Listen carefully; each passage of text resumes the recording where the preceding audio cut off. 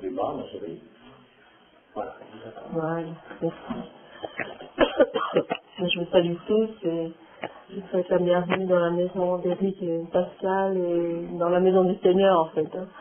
Et vraiment c'est une joie de pouvoir vous partager ce que le Seigneur m'a transmis à travers mon expérience personnelle, à travers des choses que j'ai observées dans le cadre du ministère en accompagnant mon mari.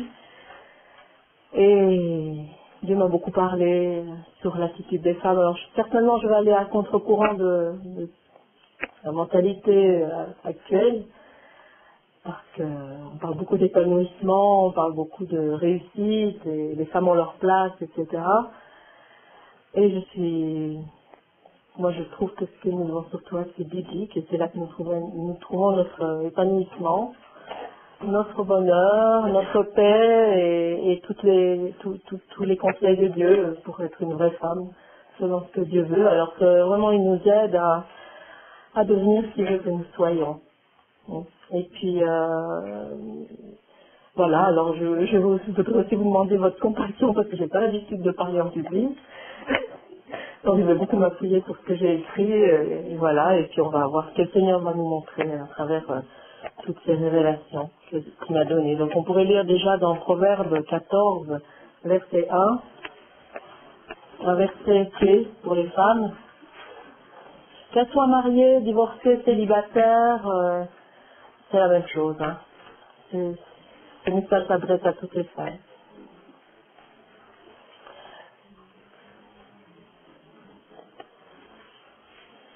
La sagesse des femmes édifie la maison et leur folie la renverse de ses propres mains. Je voudrais aussi qu'on puisse lire Romains 12, versets 2 et 3.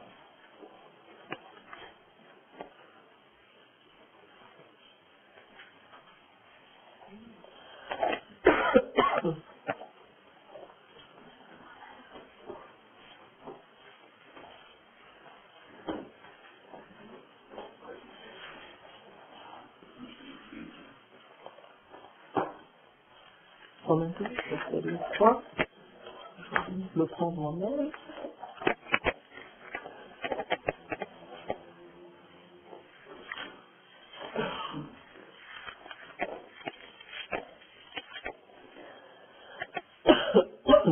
Ne vous conformez pas au siècle présent, mais soyez transformés par le renouvellement de l'intelligence, afin que vous discerniez quelle est la volonté de Dieu, ce qui est bon, agréable et parfait. Et voilà, donc ça vient bien appuyer ce que j'ai dit précédemment. Nous ne devons pas nous conformer au monde, mais vraiment rechercher la parole de Dieu, rechercher le Seigneur, et c'est lui qui va nous permettre d'accomplir sa volonté. Alors, c'est vrai que la sagesse des femmes édifie la maison. Et c'est pas la sagesse humaine, c'est la sagesse de Dieu dont nous avons besoin. Et beaucoup de femmes ont une forme de folie en elles, parce qu'elles sont souvent conduites par leurs sentiments, par leurs émotions.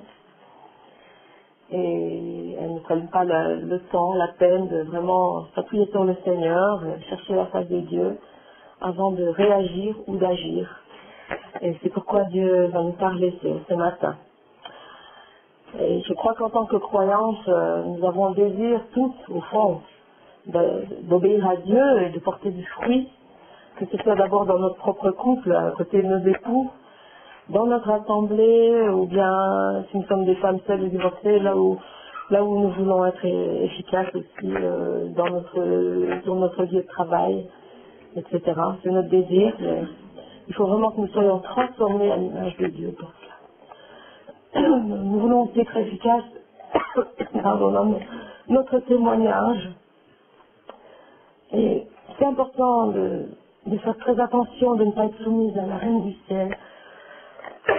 Excusez-moi, je suis un petit peu prise ce matin. L'esprit de la reine du ciel qui est tellement répandu dans ce monde, c'est un esprit d'illusion qui veut nous pousser à prendre des décisions et à fonctionner selon les schémas du monde et avec une certaine autorité aussi, qui convient pas aux femmes. Donc si nous voulons avoir un témoignage efficace, il faut que nous puissions prendre notre place. Et puis ensuite dans le combat spirituel, parce que nous sommes tous appelés à être des femmes de prière dans l'Église. Et si nous fonctionnons avec nos sentiments, comment pouvons-nous entendre la voix de Dieu? C'est pas possible. On a vraiment besoin d'être circoncis à ce niveau-là. Voilà. Alors, je veux tout d'abord vous parler de l'attitude de la femme qui a tendance à réagir au niveau de ses émotions. Je veux parler de la femme mariée face à ses réactions face à l'autorité, que ce soit celle d'un mari ou en général. Lorsque nous sommes pris en faute, mais j'ai remarqué que, bien sûr, tout le monde, hein, quand on est pris sur le fait d'avoir fait une bêtise, une erreur ou quoi, ben, on peut réagir tous avec susceptibilité ou ben voilà, on réagit quoi. Et, ce ne sont pas des réactions qui sont inspirées par le Saint-Esprit. Le Seigneur nous demande de la soumission, il nous demande de prendre du recul. Et pour résoudre une situation difficile, nous avons vraiment besoin de l'aide du Seigneur. Alors il faut aussi réparer. D'abord, avant tout, réaliser ce qu'on a fait et puis réparer. Mais pour ça, il faut d'abord comprendre que les femmes, elles réagissent au niveau de l'offense. Elles ressentent le fait d'être reprises souvent comme une offense. Alors qu'en réalité, c'est pas une offense. Si Dieu nous reprend à travers notre mari ou à travers une quelconque autorité, eh bien, c'est parce qu'on a besoin d'être repris. Et il faut apprendre à le vivre d'une manière calme, paisible, et essayer de comprendre que si nous sommes repris, c'est pour notre bien. Et je crois que le fait que nous réagissions souvent avec nos émotions et nos sentiments, c'est parce que nous avons été tirés de la côte d'Adam. Donc le côté d'Adam, c'est le côté plus sensible, hein, si vous chatouillez, là, mon mari dit souvent ça chatouille, c'est un côté sensible, et c'est vrai que nous sommes sensibles, et notre premier réflexe, c'est de réagir au niveau des émotions. Alors ça peut se passer aussi quand nous sommes certaines femmes, bon j'ai observé ça dans le cadre du ministère avec mon mari. Certaines femmes, quand elles ont un mari qui est très très occupé au travail ou qui a des activités à l'extérieur de la maison, certains hommes aussi, bon il faut le reconnaître, ils ont beaucoup de hobbies, ils vont à la pêche ou ceci ou cela. Les femmes, elles peuvent se sentir mises à l'écart, elles peuvent se sentir rejetées. Et à ce moment-là, il y a des réactions qui se produisent. Si elles vivent selon leurs émotions, selon leurs sentiments, elles vont réagir de plusieurs façons. Il y a, à mon avis, plusieurs types de réactions possibles. Sachant que la femme, elle a besoin d'être aimée, d'être protégée. Si la relation avec le mari, bon, c'est la première relation après celle avec Dieu. Si cette relation n'est pas comblée, ça peut créer d'énormes conséquences en chaîne dans le couple et puis dans la famille, etc., etc. Ça peut aller beaucoup plus loin si ces choses-là ne sont pas profondément réglées. Et donc si une femme ne sent pas que son mari a avec elle une relation vraiment forte, du fait qu'il est occupé à l'extérieur, parfois c'est pas de leur faute, donc ils sont obligés de travailler, bon, un homme n'est pas toujours disponible 24 heures sur 24, bon ben voilà, eh bien ça peut créer en elle un sentiment de rejet tellement fort que selon le tempérament, selon le caractère de la personne, l'éducation qu'on a reçue, les modèles parentaux, etc., on va réagir de façon diverse.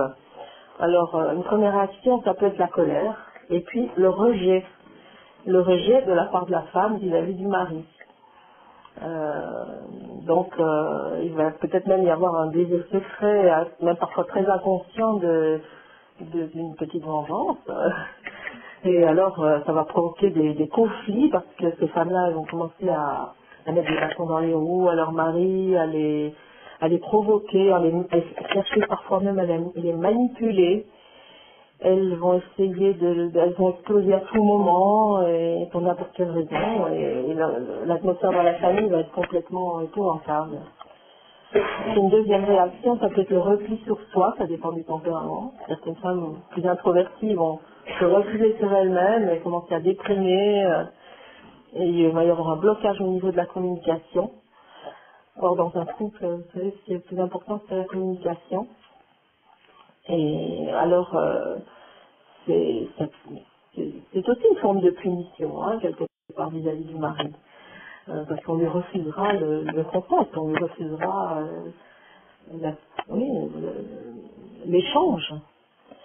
Et bien sûr, c'est pas par notre propre force, c'est pas par nos forces que nous pouvons régler ces problèmes. On a vraiment besoin de l'aide du Seigneur et surtout de comprendre le pourquoi du comment. C'est vraiment très important.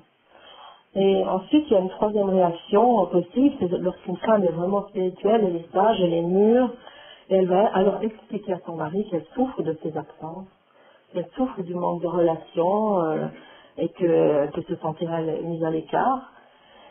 Et cette femme, elle peut expliquer qu'elle est blessée et à ce moment-là, ça va créer quand même une réaction aussi de la part du mari. Il ne faut pas qu'elle le dise dans un moment de colère ni d'émotion. Il faut que ce soit dit paisiblement dans un temps où on est ensemble calmement et où on peut discuter, échanger. Et voilà, la paix du Seigneur va venir. Et nous, on a besoin de la paix de Dieu. Et la paix de Dieu, je vais en parler plus loin, parce que c'est quelque chose de fondamental. C'est notre force, c'est la paix. La paix qu'on soit dans un vrai Shabbat avec le Seigneur. Cette paix qui fait qu'on va pouvoir dominer en toutes circonstances, être vraiment à notre place et vivre dans notre relation de couple ce qu'on doit vivre. Donc les deux premières réactions, je l'ai dit, c'est les réactions charnelles, égocentriques et puis impulsives, pas du tout contrôlées. La troisième réaction, c'est elle est spirituelle, pleine de l'amour agapé. Et celui qui cherche à construire, comme nous l'avons lu dans le Proverbe 14, c'est une femme, la sagesse de la femme construit, bâtit sa maison. Et c'est ça qui est important. Ça nous fait grandir, ça fait grandir notre couple. Alors j'ai dit ça aussi pour les femmes qui ne sont pas mariées, parce que moi j'espère que toutes, vous pourrez trouver le conjoint que le Seigneur a réservé pour vous. Et si le Seigneur vous appelle au mariage, bien sûr. Mais ça peut aussi servir dans les relations professionnelles, parce qu'on peut être très très désagréable avec un patron, parce qu'on ne se sent pas du tout reconnu dans notre travail, et ça peut créer des tas de conflits. Voilà. On peut le faire payer aussi à notre pasteur. Le fait de ne pas se sentir suffisamment observé, aimé. Ou si on n'est pas aimé à l'extérieur, si on n'est pas aimé par un mari, si on est divorcé, qu'on a mal vécu ce divorce, et qu'on s'est senti profondément rejeté, eh bien moi j'ai vu souvent le cas de femmes qui faisaient un transfert sur le pasteur, et ça crée, ah oui, oui, ça arrive, et puis c'est le pasteur qui doit prendre tout dans la figure. Ah ben oui, ça arrive, parce que, vous savez, tout ce qui n'est pas réglé, ça peut aller très très loin. Ça peut être très... Et c'est pour ça qu'il nous faut, à nous, en tout cas, les serviteurs de Dieu, beaucoup de sagesse pour gérer ces choses-là, et apprendre et aider les femmes à comprendre pourquoi elles ont ce besoin, et d'où ça vient, et comment le gérer. Alors, je vais maintenant parler de la femme qui est reprise dans ses actes. On va lire quelques versets. Dans Job 5, versets 17 et 18,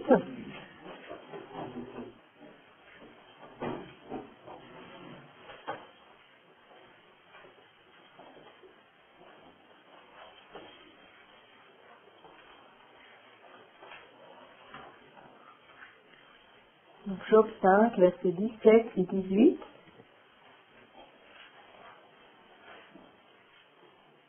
c'est avant les psaumes. Hein.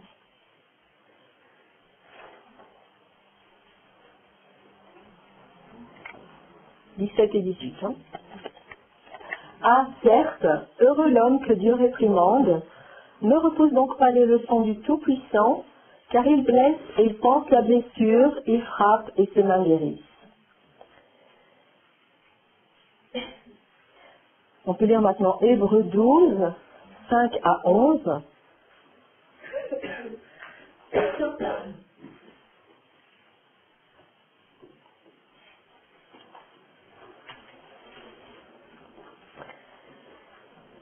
Et vous avez oublié l'exhortation qui vous est adressée comme à des fils. Mon fils, Ne prends pas à la légère la correction du Seigneur et ne te décourage pas lorsqu'il te reprend. Car le Seigneur corrige celui qu'il aime, il frappe verge tout fils qu'il agrée. Supportez la correction, c'est comme des fils que Dieu vous traite. Car quel est le fils que le Père ne corrige pas? Mais si vous êtes exempts de la correction à laquelle tous ont part, alors vous êtes des bâtards et non des fils. Puisque nous avons eu des pères selon la chair qui nous corrigeaient et que nous avons respectés, ne devons-nous pas, à plus forte raison, nous soumettre au Père des esprits pour avoir la vie? Nos pères, en effet, nous corrigeaient pour peu de temps, comme ils le jugeaient bon, mais Dieu nous corrige pour notre véritable intérêt, afin de nous faire participer à sa sainteté. Toute correction, il est vrai, paraît être au premier abord un sujet de tristesse, et non de joie, mais plus tard elle procure un paisible fruit de justice à ceux qu'elle a formés. C'est pourquoi redresser les mains à vertu et les genoux paralysés. Voilà. Donc, nos réactions en tant que femmes, lorsque nous sommes reprises, après avoir fait une bêtise, une erreur, ça peut créer des conflits, des fois on est dépassé par des événements, et puis voilà, ça crée un conflit dans la famille, dans le couple. Eh bien, elles sont souvent du même ordre que celles qui sont décrites précédemment. Ce que je vous ai parlé tout à l'heure, ce dont je vous ai parlé tout à l'heure, le rejet et la colère, ou bien le repli sur soi et le rejet aussi. Alors, il nous faut apprendre à soumettre nos émotions à l'Esprit du Seigneur qui va nous aider à accepter la remontrance, la correction. Et même si la manière nous paraît parfois excessive sur le coup ou inappropriée de la part de notre époux, eh bien, il faut que nous apprenions. Bon, vous savez, les femmes qui sont mariées, comme moi, elles savent de quoi je parle aussi. Quelquefois, il y a des situations, voilà, le mari, il réalise qu'il y a quelque chose qui ne va pas, il peut nous reprendre d'une manière un peu vive, mais c'est pas pour ça qu'il ne fait pas avec amour. Et souvent, il va avoir un premier mouvement de colère, mais après, il va se calmer, et puis il va nous expliquer la raison pour laquelle il doit nous reprendre. Et nous devons bien faire la différence. Aussi, un homme n'est pas comme une femme. Un homme, il va voir les choses d'une manière globale. Il va voir le problème, et puis il va en parler clairement, parce que lui, il fait pas de sentiments. C'est vrai, hein? Voilà. Soyons brefs, clairs et nets. Mais allons-y, quoi. Et puis, voilà, en réalité, il poursuit un but, celui de dévoiler une situation qui est irrationnelle, un comportement qui n'est pas sain. Et c'est à ce moment-là que nous devons faire attention de bien comprendre que s'il nous reprend, c'est parce qu'il y a une raison. Et qu'il faut régler un problème, et on n'a pas toujours le temps de chipoter, il faut régler un problème. Voilà. Donc, je suis un peu perdue. Voilà, c'est par amour en fait, hein. C'est par amour que le mari nous reprend. Parce qu'il faut nous laisser aussi aller dans nos dérives, et puis fermer les yeux, faire l'autruche, et bon, on verra bien, ça va se passer, etc. Mais non, je crois que c'est très important d'être reprise là où il le faut. Alors, ce qu'il nous faut aussi apprendre, c'est à nous excuser. Parce que réparer, c'est important. Quand on fait une erreur, il faut apprendre à réparer. Et c'est pour ça qu'il ne faut plus rester centré sur l'offense. Il faut rester centré sur le fait qu'on a fait une erreur, et puis après on s'excuse. Parce que tout le monde doit être pris dans la vie, on l'a lu plus haut dans l'Épître aux Hébreux. C'est très clair, c'est vrai que sur le coup c'est pas agréable, mais il nous faut réparer. Et je crois que c'est la femme qui refuse d'être reprise, ce n'est que de l'orgueil en fait. On peut rester bloqué sur notre sentiment d'offense, cette impression d'être offensé, de blessé, et il n'y a rien qui est réglé. Et on ne va pas évoluer non plus. C'est tout simplement de l'orgueil. Je me souviens, j'ai noté ici dans mon petit livre le cas d'une sœur qu'on avait connue. Je ne me souviens même plus de qui c'était, mais ça m'avait frappé à l'époque. C'est une femme qui, elle avait tendance à être très souvent de mauvaise humeur et à se défouler régulièrement sur les autres. Et quand on la reprenait, quand on lui faisait remarquer, elle le prenait extrêmement mal. Elle commençait à prendre la mouche, même si on lui disait très gentiment. Et elle a fini un jour par nous dire que si ce qu'elle faisait était mal, eh bien ce serait Dieu qui devait finir bien par le lui faire comprendre, même si ça leur prend plusieurs jours, mais que ça ne devait pas passer par l'homme, que Dieu le lui montrerait, et puis que, en fait, elle n'envisageait pas du tout de s'excuser parce que c'était une affaire entre Dieu et elle. Mais bon, c'est un peu facile, hein. Je crois qu'on est sur la terre, on vit sur la terre, et Dieu nous a mis les uns à côté des autres pour qu'on apprenne à s'aimer, à se respecter les uns les autres. Et tout n'est pas spirituel. Ce qui est spirituel est spirituel, mais le spirituel passe souvent aussi par le concret, par le vécu. Hein. Voilà.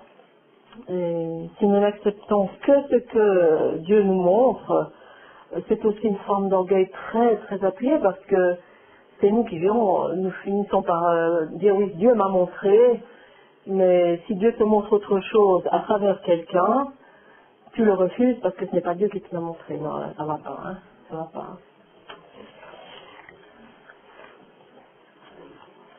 Voilà, ça peut devenir de la manipulation. Hein. Attention, la manipulation, ça c'est un trait typiquement féminin aussi, c'est la manipulation. Alors, je vais vous parler du fait de faire teshuva. En hébreu, teshuva, ça veut dire repentance et retour. C'est revenir à Dieu dans la repentance. Il y a deux étapes essentielles, aussi importantes l'une que l'autre, pour la teshuva, qui sont liées. C'est d'abord, la première étape, c'est une prise de conscience de notre péché, puis notre repentance devant Dieu. Et la deuxième étape, comme je viens de le dire, c'est la demande de pardon et la réparation. Demander, ce n'est pas tout, il faut réparer et renouer la relation. Il ne faut pas laisser passer 2-3 mois avant de faire un geste. Hein. Il y a des gens, il leur faut une semaine avant de régler un problème de conflit. Voilà, c'est épouvantable. Hein. Il faut faire le plus vite possible. Il ne faut pas traîner. Après tout, quand on a fait une erreur, on a fait une erreur. Hein. Et puis voilà. Il ne faut surtout pas non plus dramatiser, parce que tout le monde est faillible, tout le monde fait des erreurs. Soit homme ou femme, on fait tous des erreurs. Et il faut être simple. Moi, je dois dire que tout ce dont je vous parle, j'y suis passée. Hein. Mon mari peut témoigner, parce que je restais souvent bloquée sur l'offense, j'étais blessée, et puis je ne savais plus comment réagir.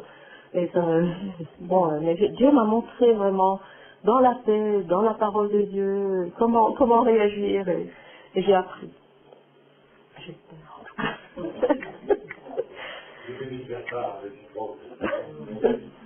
On apprend l'un à travers l'autre, hein, dans un couple.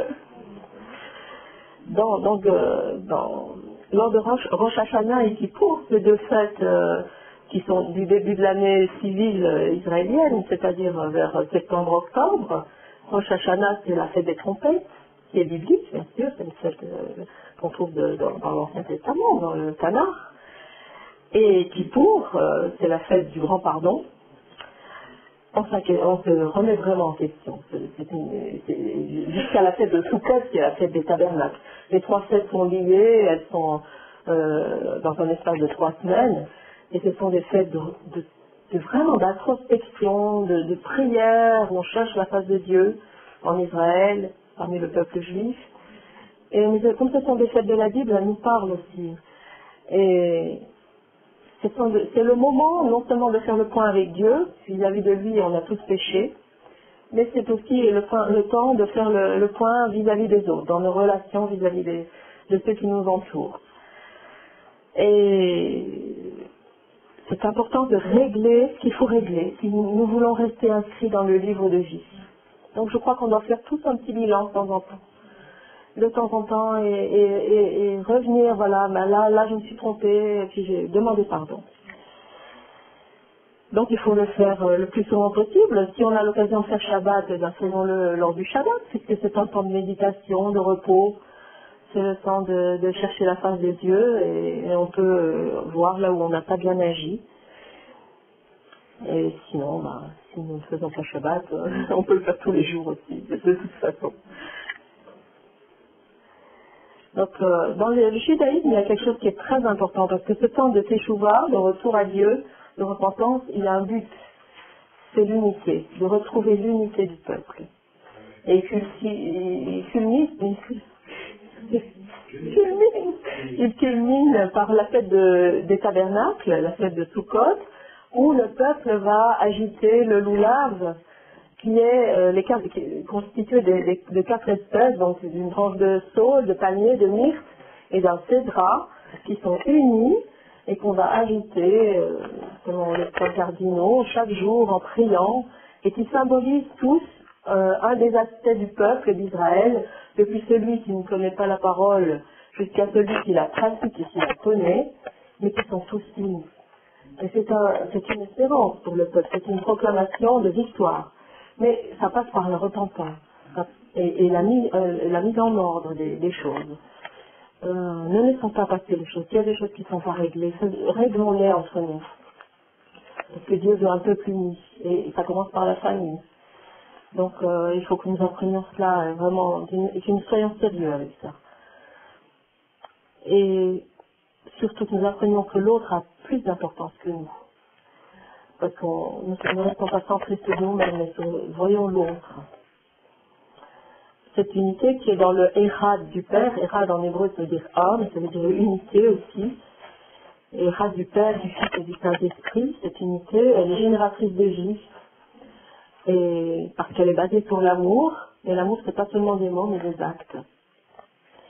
Alors quand on ne prend pas la peine de s'excuser, quand on répare pas un tort, on rompt la relation. Même si en apparence, ça peut rester, vous savez, en surface comme ça, un beau vernis, mais derrière, c'est tout pourri, quoi, ça va pas. J'aimerais qu'on lise pour ça 1 Jean 3, 18, et puis 4, 7 à 8. Donc 1 Jean 3, 18.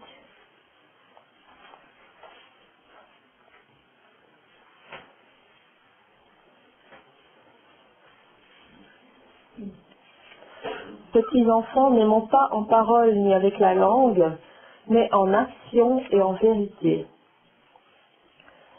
Puis 1 Jean 4, 7 et 8. Bien-aimés, aimons-nous les uns les autres, car l'amour est de Dieu, et quiconque aime est né de Dieu et connaît Dieu. Celui qui n'aime pas n'a pas connu Dieu, car Dieu est amour. Alors quand on dit 1 plus 1, ça fait combien? Ça fait 2. Ben pour Dieu, non. 1 plus 1, ça fait 1. C'est un petit truc, mais on doit le retenir. Hein. Il faut refuser au nom de Jésus tout ce qui nous divise, que ce soit dans le couple, l'église, avec les enfants, au travail. Il faut chercher toujours à régler les problèmes. Et faire tout ce qui est en notre pouvoir pour conserver l'unité. Bon, les maris aussi, ils ont quelque chose à faire. Je n'ai pas parlé normalement aux hommes ici.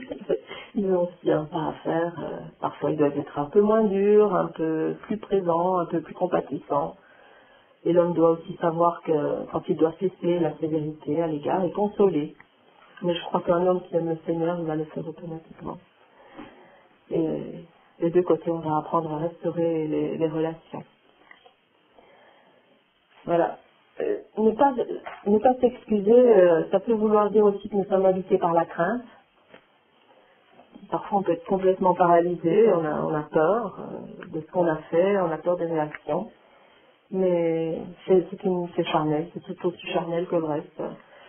Et il faut apprendre que dans 1 Jean 4, 18, il est écrit « Il n'y a pas de crainte dans l'amour, mais l'amour parfait bannit la crainte, car la crainte implique un châtiment, et celui qui craint n'est point parfait dans l'amour. » Donc voilà, Dieu est un Dieu de grâce, un Dieu d'amour. Alors on va apprendre comment corriger nos attitudes. On va parler de la position que les femmes doivent adopter dans le foyer, par exemple. Et je vais parler à partir du fait de prendre des décisions. Parce que dans un couple, on doit prendre des décisions. Et, bibliquement parlant, c'est à l'homme que revient la décision. Ça, on nous l'a beaucoup enseigné dans les églises. Et c'est vrai, je crois que c'est vrai. Parce que l'homme est le chef de la femme, donc c'est lui qui doit prendre la responsabilité. Et moi, je dois dire que j'ai appris ça au début de ma vie avec le Seigneur, après ma conversion, parce que nous étions des artistes, mon mari et moi, et je dois reconnaître que j'avais une vie très peu structurée, donc il m'a fallu apprendre en lisant la Bible les choses qu'il fallait changer, et cette chose-là, j'ai dû l'apprendre. Et aussi on a dû apprendre tous les deux à gérer les choses, à gérer en apprenant à obéir au Seigneur, en apprenant à faire ce qu'il nous disait. Je vais vous donner un exemple. Quand on était jeunes croyants, on venait d'acheter une voiture toute neuve, c'était notre première voiture neuve, et c'était mon anniversaire, c'était le 29 novembre. Bon, alors mon mari me dit, je vais te faire un cadeau, c'est son anniversaire, on va aller en ville. On vivait dans le jardin belge, dans un très joli village, ce sont des petites montagnes là-bas, avec des grandes forêts. Et puis il me dit, on va aller en ville. Donc on a fait une centaine de kilomètres. On est allé en ville et on a acheté une très jolie lampe. Vraiment très jolie lampe. Moi j'étais très contente. Et puis nous sommes rentrés et la neige a commencé à tomber. C'était la première neige. Et on est arrivé sur les hauteurs, en revenant de la ville, on montait dans la forêt. Et puis la neige tombait, mais quand c'était la première neige, c'était extrêmement glissant. Et bien entendu, on a glissé sur la neige avec la nouvelle voiture, on n'a pas pu éviter ce qui est arrivé, c'est-à-dire qu'on a fait foncer droit sur un arbre, et le châssis a été plié, la voiture était fichue. On a dû racheter une autre voiture, c'était complètement irrécupérable. Alors, je peux vous dire que là, on a appris vraiment à gérer les choses. On a appris à prier, et la lampe, elle est restée là. Mais elle nous a dit, celle-là, pendant des années, écoutez-moi, demandez-moi mon conseil avant de faire quoi que ce soit. Il n'a pas mentionné une désobéissance la mienne. Parce que pendant que je voulais se faire plaisir, mais le Seigneur nous avait arraché au milieu artistique dans lequel on était, et je voulais aller chercher une lampe design chez Roche et Beaubois. C'était quand même rien Dieu, et pour moi-même, je dois convenir, parce que c'est moi, c'est une faute dans l'histoire, je pensais au fond que Dieu ne voulait pas, c'était pas douteux, franchement. Et puis Dieu dit non, parce que je t'ai retiré de tout ce milieu, et ouais, bon, Dieu décide, puis on doit obéir. Donc pour moi-même, je négociais avec Dieu, je dis oui, mais quand même, c'est une lampe, et puis c'est l'anniversaire de ma femme. Et en réalité, au fond, Dieu me parlait, mais je n'ai pas écouté. Et ça m'a coûté là. Donc, alors, on est en l'air. Il nous a rappelé. Bon, maintenant, ça prendra nos vies. Voilà, je tenais à préciser que ma Oui. n'a pas voulu me dévoiler, mais c'est moi. Oui, l'autorité de l'homme, là, j'en ai parlé justement. J'ai touché avec l'autorité de l'homme. C'est quelque chose, mais ça a eu des conséquences. Ce jour-là, j'ai appris une rude leçon. Mais voilà, donc on doit toujours demander au Seigneur ce qu'on doit faire avant d'agir. Et surtout quand on est chrétien, même notre argent, c'est pas notre argent, c'est l'argent du Seigneur. On doit vraiment lui demander son avis. Donc ça c'est la sagesse. Mais dans le cadre du ministère aussi, nous on a appris avec l'expérience que tout ce que nous devons faire pour Dieu, nous le mettons dans la prière avec les frères et les sœurs qui nous sont proches, qui sont engagés dans le ministère avec nous, avec les anciens, avec les diacres et les diaconesses. Nous prions, nous demandons à Dieu de nous montrer ce qu'il faut faire. Parce qu'on ne veut pas agir selon notre propre pensée, puisque ça fait des conséquences, y compris sur l'Église. Mais par contre, si on doit prendre donc une décision en tant que couple, et qu'on pense que notre mari a tort, bon moi à l'époque, quand j'étais jeune chrétienne, je venais d'un monde d'artiste, je ne réalisais pas trop, j'ai suivi mon mari, et puis voilà quoi. Mais plus tard, j'aurais réagi autrement. J'aurais compris peut-être que Dieu, je lui en aurais parlé, etc. Mais moi à l'époque, mais quand on est vraiment chrétien, qu'on a déjà de la maturité, eh bien je crois qu'on doit apprendre, avant de prendre une décision, d'en parler ensemble. Et puis, si on sent que notre mari, par exemple, n'est pas d'accord avec ce qu'on ressent, si on a l'impression qu'il se trompe, qu'est-ce que vous pensez qu'il faut faire? Voilà. Il faut attendre, il faut prier. et que Dieu incline son cœur et qu'il l'oriente vers les bons choix, et lui donne les bonnes paroles, les bonnes décisions. Je ne dis pas qu'il ne faut pas avoir de discussion, hein, il faut qu'on puisse échanger. D'ailleurs, c'est ce qu'on fait toujours, nous, entre nous. D'ailleurs, mon mari, très souvent, il me demande, qu'est-ce que tu penses de ça, et puis on discute, on partage, et on donne son avis. Et on prie.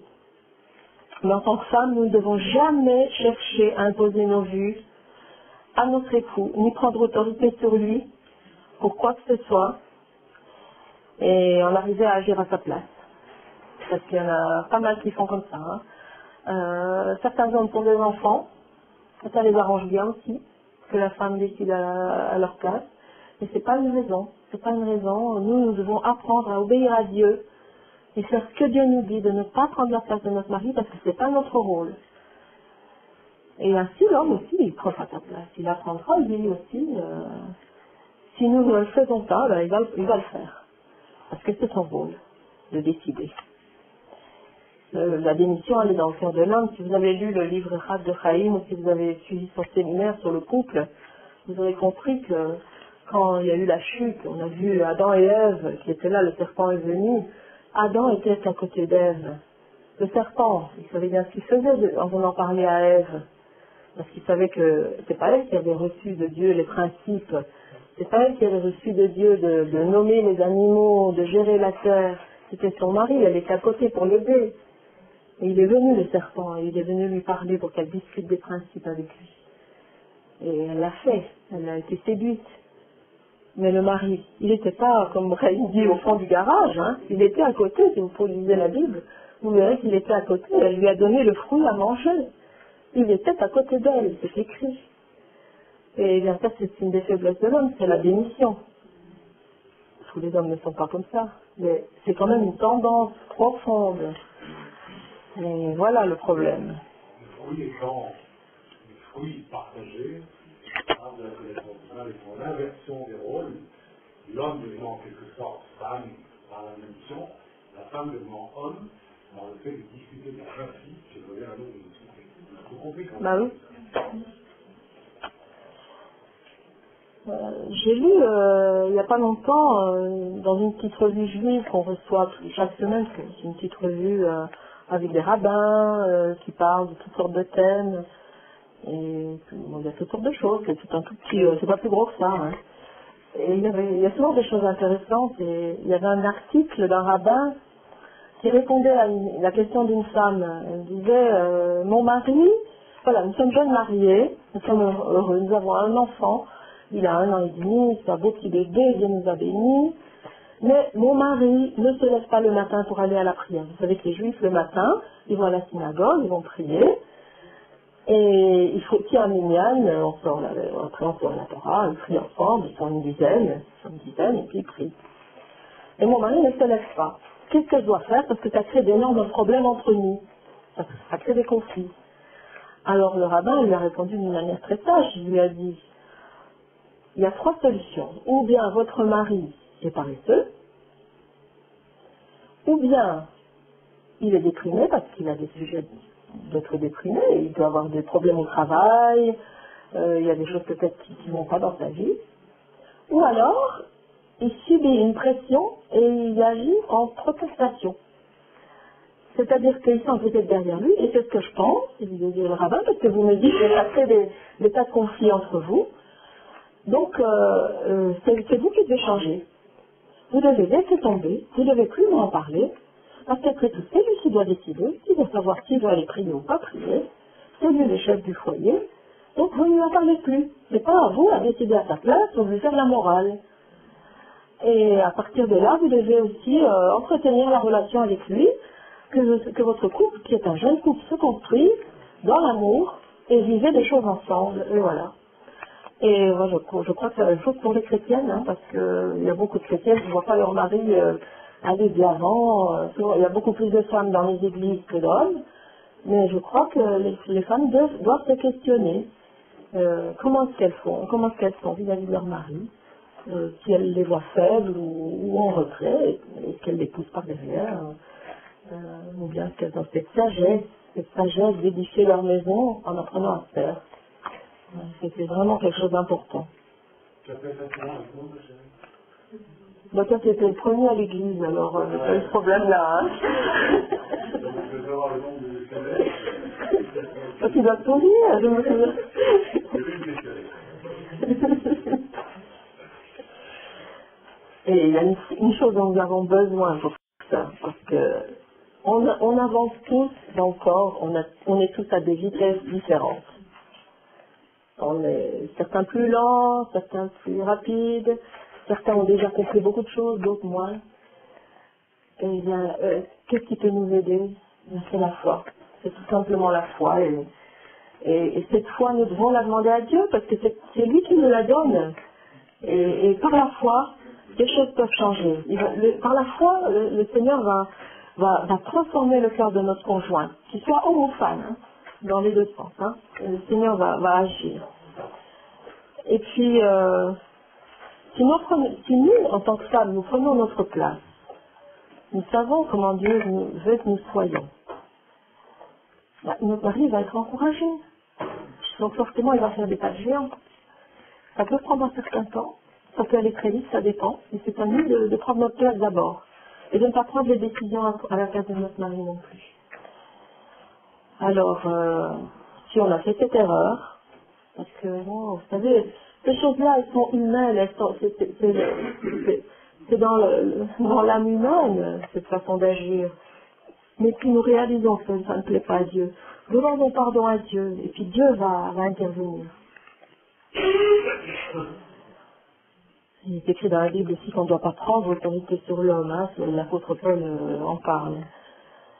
Voilà. Nous avons été créés par Dieu pour être une aide aux côtés de nos maris, pas pour lui dicter sa conduite. Nous avons été créés en second aussi pour être protégés dans notre émotivité et dans notre vision des choses, qui est souvent sentimentale et même partielle, mais pas d'une manière globale. C'est rare. Hein. Il y a des femmes qui ont cette capacité, des femmes qui peuvent être chefs d'entreprise, qui ont vraiment une vision globale d'une situation. Mais souvent, nous, on voit les détails, on commence par les détails, et puis on rajoute un détail à un autre détail, et après, on va faire le tout. Mais l'homme, il va partir du global vers le contraire. Et Dieu, il a besoin de quelqu'un qui a cette capacité de voir d'une manière globale.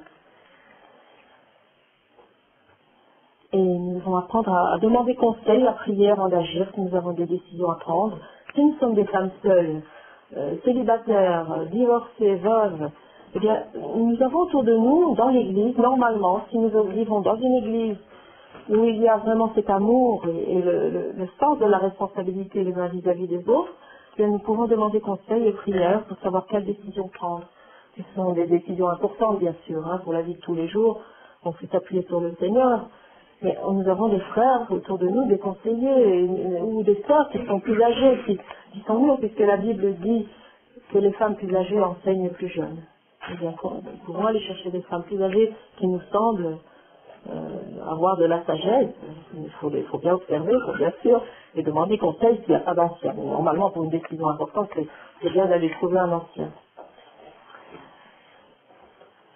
Et puis, biblique, ah ben oui, c'est pas biblique aussi, quoi. C'est ça, hein. Ouais. Et si nous avons des batailles à mener, des victoires à prendre, c'est pas tant pour obtenir une place, que ce soit dans le couple, ou que ce soit dans l'église. On ne doit pas rechercher une position, on ne doit pas rechercher à être quelqu'un. Mais de toute façon, Dieu ne nous donnera pas ça. Ce qu'il va faire, c'est construire avec des êtres humains qui sont sincères, qui sont vrais, et il utilisera celui ou celle qu'il voudra, mais on ne doit pas revendiquer quoi que ce soit. Mais si nous avons une bataille à mener, une victoire à prendre, c'est par rapport à nous-mêmes, à notre chair, notre égocentrisme, notre indépendance, qui est typiquement féminin aussi, et à notre rébellion, notre insoumission, notre côté manipulateur pour obtenir quelque chose, et puis même menteur. Pour obtenir quelque chose, beaucoup de femmes mentent et manipulent. Il faut être honnête, et c'est quelque chose de profondément inscrit dans notre nature. Nous avons hérité ça d'Ève, notre mère, et il faut que nous puissions avoir la repentance nécessaire au niveau de la manipulation. Voilà. penser avoir toujours raison, c'est de la présomption. Parce que celui qui pense qu'il a toujours raison, ben, il n'est pas du tout susceptible de se repentir quand c'est nécessaire.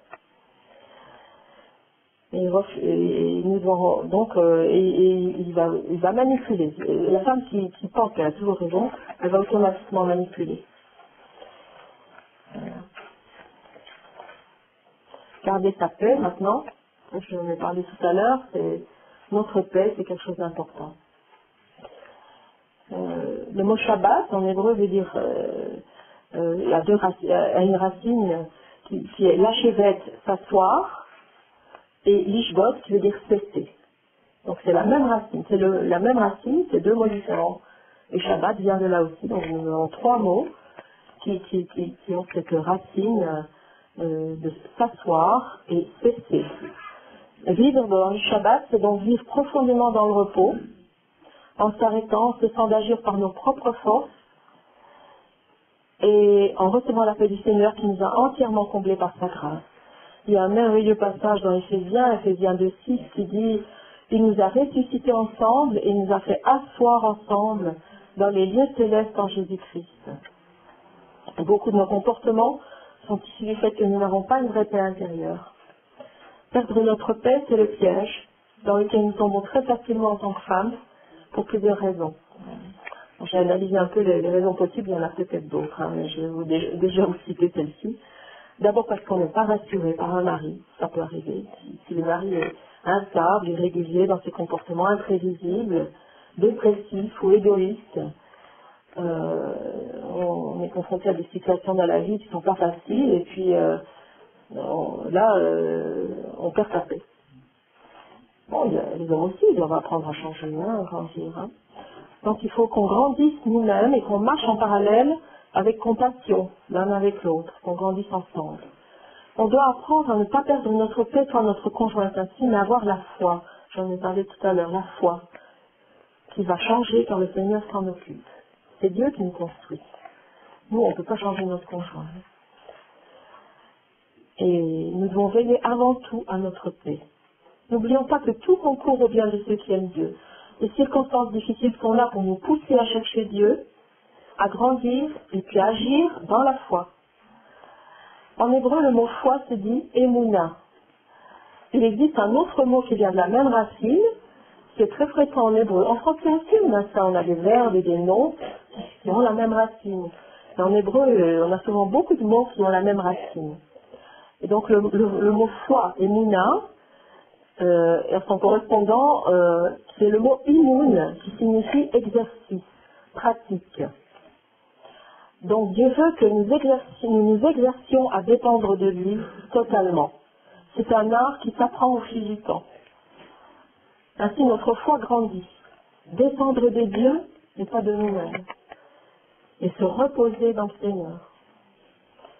Ça va produire de plus grandes choses quand nous sommes passés par l'épreuve de la foi. Une autre chose qui fait qu'on peut perdre sa paix, c'est quand on est seul, on est des femmes seules, et le fardeau de la vie est trop lourd, et la solitude n'arrange rien parce que c'est difficile à gérer. Alors nous avons demandé à Dieu de nous accorder une amie, une sœur qui est croyante, avec qui, une personne de notre famille, qui pourra partager nos fardeaux, à qui on pourra confier nos fardeaux, parce qu'on ne veut pas être toujours derrière le pasteur ou l'ancien, pour aller raconter, oh là là, c'est dur aujourd'hui, j'ai encore dû faire ceci, cela, je suis seule. Mais trouver une sœur spirituelle à qui on peut partager, avec qui on peut partager. Et qui peut aussi nous aider. Quelquefois, des femmes sont seules, elles ont des enfants, elles sont divorcées, elles ont des enfants, elles doivent élever des petits-enfants toutes seules. Mais demandez à Dieu de vous donner une sœur qui pourra vous aider pour vous décharger de certaines tâches matérielles et vraiment avec qui vous pourrez prier, parce que ça c'est précieux. Voilà. Si nous sommes en mesure d'aider une femme dans cette situation, demandons à Dieu si nous pouvons le faire, parce que c'est précieux, c'est vraiment important. On est responsables les uns des autres dans l'Église. Une troisième raison pour perdre sa paix, c'est quand on est complètement débordé par un surcroît de travail. Et les femmes qui sont ici le savent, on a des enfants, on doit travailler, soit à l'extérieur, soit à la maison, mais de toute façon, on a toujours de quoi faire, hein. On s'ennuie jamais, on est toujours, du matin au soir, on a des choses à faire, et si on veut, on peut continuer pendant la nuit, parce que c'est pas fini, c'est jamais fini. Donc, il y a la fatigue qui s'installe, et puis le fait d'être obligé d'être toujours disponible pour les autres aussi, fait qu'on peut être frappé. C'est vrai que c'est pas facile, hein. C'est pas facile à gérer. C'est fatigant, c'est dur. Moi personnellement, je sais ce que c'est parce que je l'ai vécu. Et parce que avec mon mari, on a été appelé au ministère assez jeune. On a eu des enfants, 4 enfants à la suite, les uns des autres. Et puis on avait toujours du monde à la maison. On a fait énormément d'accueil. On avait l'église, on voyageait. Je devais m'occuper aussi du secrétariat. Les enfants, quand ils ont un petit peu grandi, il a fallu les mettre à l'école, mais comme nous voyagions beaucoup, on les a inscrits au CNED, qui est un cours par correspondance, c'est l'État français, c'est l'éducation nationale. Donc les 4 ont suivi les cours du CNED, mais les 4 ont un âge différent. Donc c'est moi qui les enseignais en plus. Donc ça m'arrivait de faire des triples journées. Donc je sais ce que c'est d'être occupé, d'être fatigué, d'être même complètement débordé. Mais ce qui m'a sauvée, c'est de me ménager des temps avec le Seigneur. Je m'arrangeais toujours d'une manière ou d'une autre, pas tous les jours, il y a des jours où j'y arrivais pas, mais je m'arrangeais je savais qu'il fallait que je prenne des temps avec Dieu. Et quand vous avez des bébés, c'est pas facile, mais il y a toujours moyen quand même de se ménager un peu de temps. Et ça a été ma force. Et je dois dire que, bon, par exemple, un exemple qu'on a vécu quand on est arrivé, on a fait la LIA en Israël en 2000. En 2003, on est arrivé à Jérusalem et on avait énormément de combats. Notre allié avait été très difficile. On était dans la région du Shomron, dans la vallée du Jourdain, où il y avait beaucoup d'attaques démoniaques du fait que les Arabes maudissaient les villages, les implantations juives, chaque vendredi. Donc les Shabbats, c'était horrible, on devait prier, c'était vraiment atroce. Et quand on est arrivé à Jérusalem, le combat s'est intensifié. Et moi j'ai compris, je me dis non, ça va pas, il y a quelque chose qui va pas. Donc le matin, quand j'entendais le muezzin dans le lointain, je me réveillais à 5 heures du matin, je me levais et je commençais à prier en langue. Je lisais ma Bible, je priais en langue, je louais le Seigneur, et puis ça allait. Et petit à petit, j'arrivais à mieux surmonter et à vivre mes journées dans le Seigneur. Et c'est vraiment ce qui m'a porté. Hein. Alors, il faut faire effort sur soi-même, mais c'est la seule chose. Vous savez, on peut être vite débordé. Hein. Et après, c'est la panique et on fait n'importe quoi. Donc, il faut qu'on prenne cette décision, c'est une discipline personnelle. Même sur la fatigue, mais on a l'impression qu'on va être encore plus fatigué, mais en réalité, on y gagne.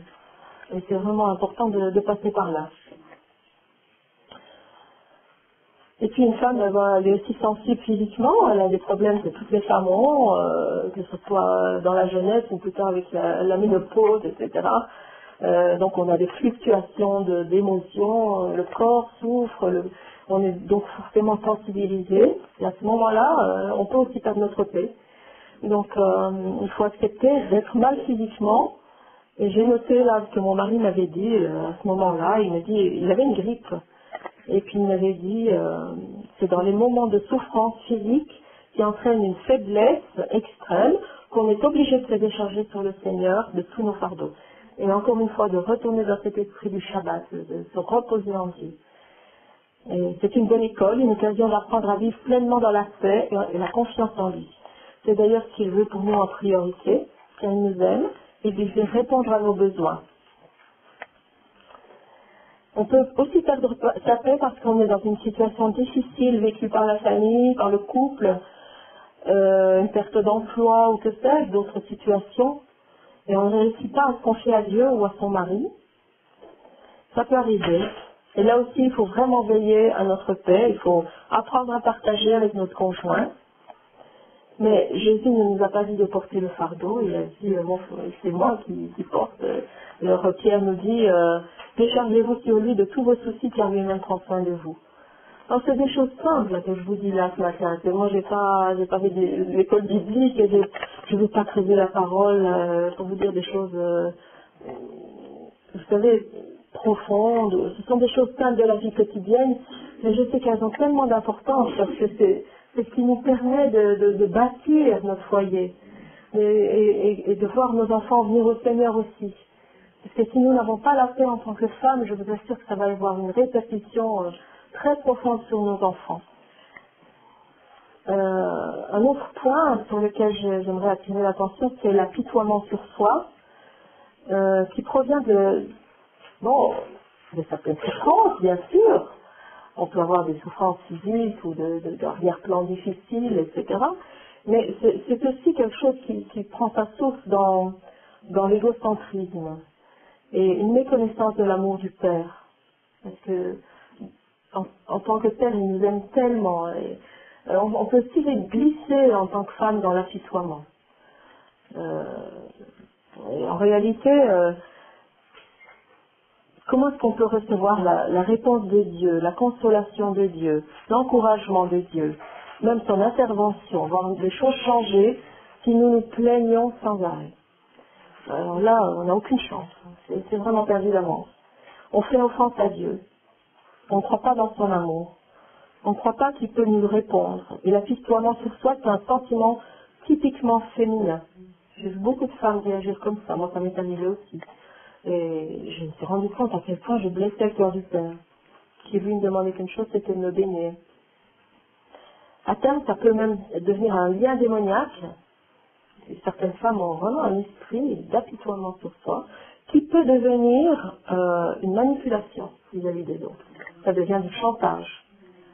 Et ça, attention, parce que c'est très dangereux. Hein. C'est très dangereux, il faut se repentir de ça. Si on sent qu'on a ça en nous, eh bien, demandons la prière à notre pasteur. Demandons-le et vraiment venons au Seigneur avec ça pour déposer ça à ses pieds et il va nous en libérer, pour nous donner la joie. Parce que Dieu veut nous remplir de sa joie.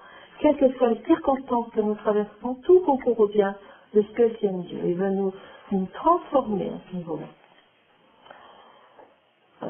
Moi, je connais personnellement une femme qui n'est pas encore convertie, mais certaines femmes peuvent être comme ça aussi dans l'Église. Elle a eu une enfance très gâtée, vraiment elle était très bénie, je dirais. Et puis c'est une fille unique. Ensuite, elle a eu certaines difficultés dans la vie et depuis longtemps, elle accuse l'univers entier de ses problèmes. Et se plaint sans cesse. C'est toujours la faute des autres. C'est la faute du mari, c'est la faute de ceci, c'est la faute de cela. Elle se plaint sans cesse. Elle a fait une psychanalyse pendant 10 ans, ça n'a rien aidé. Elle n'a pas encore compris l'amour du Père, elle n'a pas encore accepté le Seigneur, mais elle sait, elle connaît cette parole du Seigneur qui veut la sauver, mais elle n'a pas encore accepté. Et l'apitoiement sur soi, donc à ce moment-là, je vois cette personne, elle manipule tout son environnement, tout son entourage, tous ses enfants, etc., pour les lapider, pour attirer l'attention sur eux, en fait. Parce que l'apitoiement, tout ça, c'est juste un appel. Et ça nous empêche de vivre dans le vrai Shabbat, dans le repos du Seigneur. Encore une autre raison, pour perdre sa paix, c'est le manque de relation avec Dieu dans la prière, la lecture de la parole. Donc ça, comme j'en ai parlé tout à l'heure de mon expérience personnelle, il y a toujours quelque chose à nous dire. Hein. Chaque jour, si nous voulons vraiment prendre le temps de nous arrêter, il va nous dire quelque chose, même une petite chose, mais ça va être une page dans notre journée, ça va nous donner quelque chose qui va nous aider. Et au lieu de l'agitation charnelle, on va recevoir une paix profonde.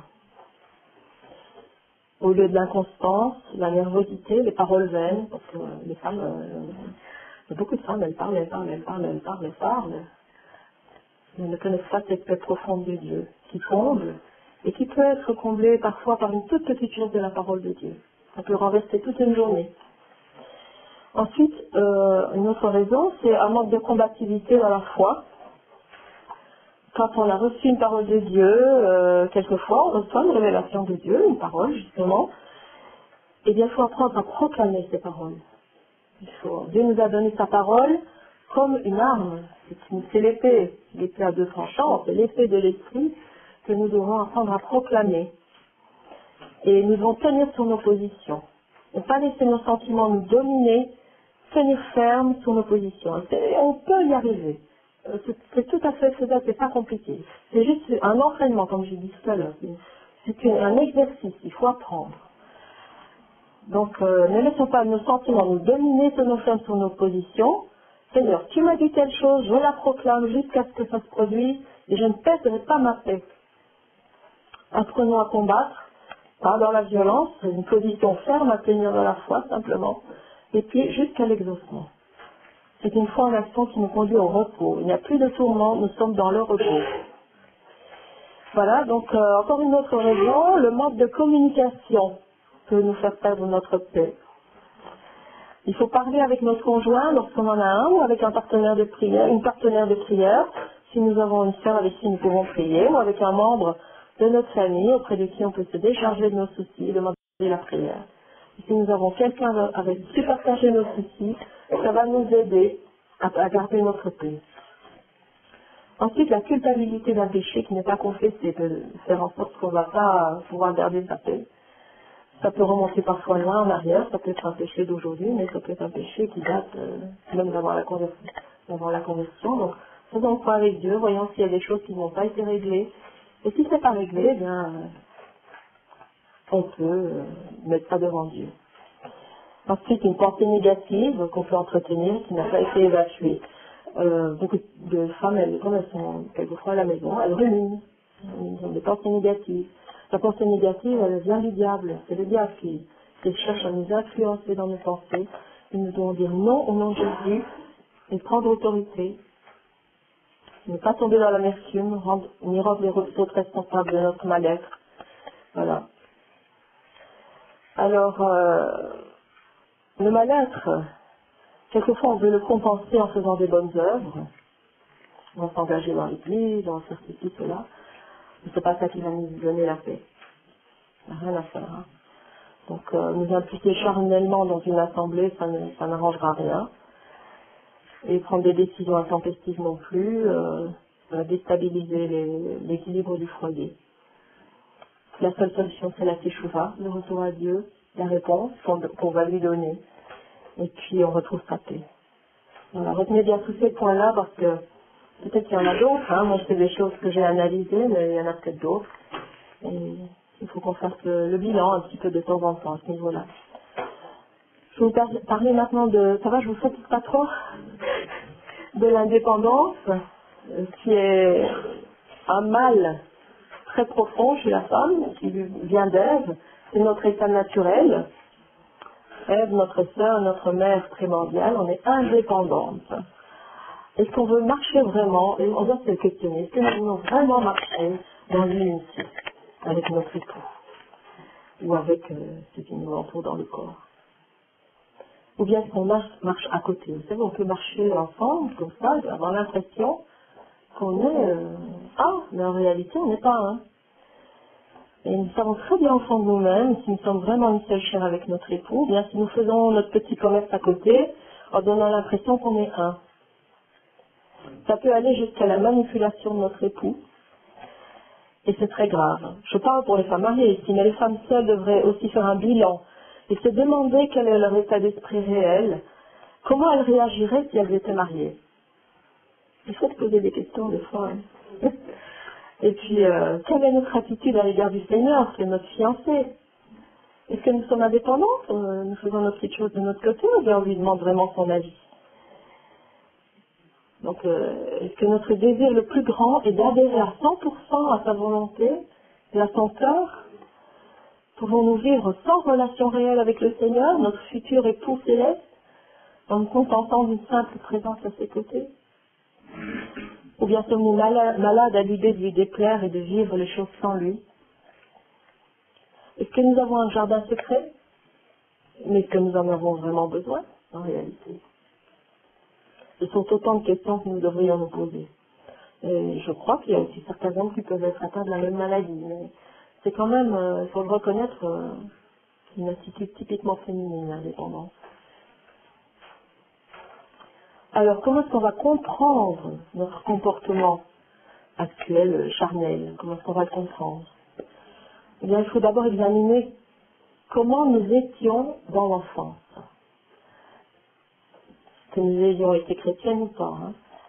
Il faut se poser des questions. Est-ce que nous étions rebelles, indépendantes, jalouses, provocatrices, menteuses, hyperactives, paresseuses, prêtes à tout pour être aimées, toujours prêtes à donner, incapables de recevoir, fuyantes devant la correction, lâches, calculatrices, craintives, hyper sentimentale, la liste elle peut être encore beaucoup plus longue que ça, et nous devons renoncer à tous ces points dans la repentance. En nous mettant simplement devant Dieu, il n'est pas nécessaire d'aller trouver un pasteur pour ça, hein, on peut faire ça, c'est une affaire entre Dieu et nous, on peut faire ça tout seul avec le Seigneur, mais il faut le faire. Et quand on prend vraiment conscience de ce qu'on a été dans le passé, on peut avoir la victoire sur ces choses, parce qu'elles ont automatiquement des prolongements dans le présent. Sinon, ces choses-là nous poursuivent. On peut toujours chercher la responsabilité chez autrui. Mes parents étaient comme ça, ou ils étaient trop sévères, ils se disputaient tout le temps. Bon voilà, mais vous savez, dans une même famille, les enfants, moi je vois dans ma famille, on a eu des gros problèmes de famille, mon papa est tombé malade quand j'avais 12 ans, très gravement malade. Il était toujours à l'hôpital. Eh bien, j'ai deux sœurs plus jeunes que moi, mais des fois on a réagi différemment. Hein. Donc je pourrais dire oui, j'ai été malheureuse, c'est vrai, on a beaucoup souffert, mais les trois sœurs on a réagi de façon différente. Donc nous devons voir nous comment nous réagissons personnellement dans les situations que nous avons traversées. Et puis il faut aussi analyser le comportement de notre mère. Même si nous ressemblons au niveau caractériel à notre papa, moi personnellement je ressemble assez bien à mon père, mais j'ai été fortement influencée par le comportement de ma mère. Et je crois que là aussi, on doit observer, on va voir comment notre maman réagissait dans la vie, comment elle se comportait, et apprendre. On doit apprendre des choses qui viennent de Dieu et des choses qui ne viennent pas de Dieu. Et puis prendre conscience de notre nature déchue, la nature d'Ève en nous, donc l'indépendance, la rébellion, le rejet de la responsabilité de nos actes sur les autres, le refus de voir notre péché en face, faire aussi comme Ève a fait, faire de la maternité une affaire personnelle, où le mari n'a rien à voir. Comme Ève, parce qu'elle a eu son premier fils, Caïn, elle a dit, j'ai acquis un homme de par l'Éternel, et Caïn, ça veut dire acquisition. Donc ni Dieu ni Adam n'avaient rien à voir dans l'histoire, elle s'est fait un fils avec Dieu, pour elle. Et il y a beaucoup de femmes, c'est comme ça, qu'au lieu d'avoir une relation avec leur mari d'abord, elles ont d'abord des enfants, et dès que les enfants sont là, le mari n'a plus rien il n'a plus de place, et puis tout tourne autour de l'enfant. Et il y a une domination de l'enfant aussi qui apparaît. Hein. Donc lui, il va être automatiquement, je ne vais pas faire la féminin, parce qu'on en a pour des heures, mais il va être automatiquement un homme démissionnaire plus tard, etc., etc. Donc la soumission à l'esprit de la Reine du Ciel, il faut qu'on prenne conscience de ça. L'esprit de la Reine du Ciel, qui est un esprit de séduction, qui est un esprit de contrôle, qui est influencé par l'esprit d'illusion, eh bien, il veut aussi avoir de l'influence dans nos vies et nous, on doit y renoncer. La soumission à l'esprit de Jézabel, puis la rupture de relation avec l'époux, comme elle, qui a rompu sa relation avec son époux, à partir du moment où elle a accepté de discuter avec le serpent, elle n'a pas demandé l'avis de son mari. Et puis à la vue de son mari, il était missionnaire, donc voilà. Mêler le spirituel et le psychique, ce qui est très fréquent chez les femmes, c'est parce que des fois, si elles sont très marquées par l'émotion, le sentiment, le ressenti, automatiquement, il va y avoir un truc qui va se brouiller là, au niveau spirituel chez beaucoup de femmes qui n'ont pas vraiment appris à discerner avec le Seigneur, à se soumettre dans l'assemblée, à se soumettre aux hommes qui ont été appelés au ministère. Elles vont commencer à avoir des révélations, on en a vu énormément, et toutes sortes de choses se passent dans l'Église aujourd'hui, les hommes devenant de plus en plus faibles, les femmes prenant de la place, et bien il y a des tas d'assemblées où partout dans le monde on voit des manifestations spirituelles qui ne sont pas de Dieu, c'est tout simplement psychique, et c'est extrêmement dangereux. Et ça vient d'un manque de soumission, vraiment, manque de soumission de la femme. Et s'il n'y a pas de couverture spirituelle, il y a un danger. On a besoin d'une couverture spirituelle. Donc on va dévier. Faire attention. Donc voilà. Bon, pour terminer, quelques exemples de femmes. J'ai pris quelques exemples de femmes dans la Bible. L'histoire des filles de Lot. Je vais vous lire le passage, ne prenez pas dans votre Bible. Dans Genèse 19, 30 à 38, Lot quitta Tsoar pour la hauteur et se fixa sur la montagne avec ses deux filles. Donc c'est après Sodome, l'histoire de Sodome et Gomorrhe. Ils ont fui, il a fui avec sa femme, ses filles. Sa femme s'est retournée, elle a été changée en statue de sel parce que, étant séduite par le monde de Sodome, eh bien, Dieu l'a maudite, elle s'est chie en statue de sel. Et Lot s'est réfugié après, on va voir, avec ses filles dans une caverne. Donc, il craignait de rester à Zoar. Il habita dans une caverne, lui et ses 2 filles. L'aîné dit à la plus jeune, notre père est vieux, il n'y a point d'homme dans la contrée pour venir vers nous selon l'usage de tous les pays. Viens, faisons boire du vin à notre père. Couchons-nous avec lui afin que nous conservions la race de notre père. Elles firent donc boire du vin à leur père cette nuit-là, et l'aîné alla coucher avec son père. Il ne s'aperçut ni quand elle se coucha, ni quand elle se leva. Le lendemain, l'aîné dit à la plus jeune, voici, j'ai couché la nuit dernière avec mon père. Faisons-lui boire du vin encore cette nuit, va coucher avec lui afin que nous conservions la race de notre père. Elles firent boire du vin à leur père encore cette nuit-là, et la cadette alla coucher avec lui. Il ne s'aperçut ni quand elle se coucha, ni quand elle se leva. Les 2 filles de Lot devinrent enceintes de leur père. L'aînée enfanta un fils qu'elle appela du nom de Moab, c'est le père des Moabites, jusqu'à ce jour, et la plus jeune enfanta aussi un fils qu'elle appela du nom de Ben-Ami, c'est le père des Ammonites jusqu'à ce jour. Ça, c'est inscrit dans notre conscience. Nous savons que nous ne devons pas agir ainsi. C'est une vision charnelle qui donne le vertige. Il faut à certaines femmes une descendance à tout prix.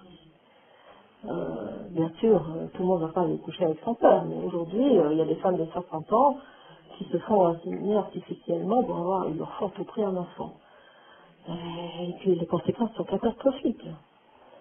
Et si on voit dans la parole de Dieu ce qui s'est passé là, c'est grave parce que ces 2 peuples qui ont été enfantés ont été les ennemis d'Israël, des ennemis acharnés, même si Dieu a fait grâce à travers Ruth, la Moabite, qui a été l'ancêtre de David et puis de Jésus, mais néanmoins, il faut reconnaître que ça a des conséquences dramatiques pour Israël. Et puis, donc je pense qu'on doit faire très attention, on doit tirer une leçon de cette histoire-là, en tant que femme, de ne pas manipuler. Ne pas manipuler parce que c'est une transgression terrible. Manipuler la loi de Dieu, manipuler notre conjoint ou n'importe qui, ça peut aller très vite. Donc voilà, donc j'ai parlé des femmes qui se font inséminer artificiellement par éprouvettes, etc.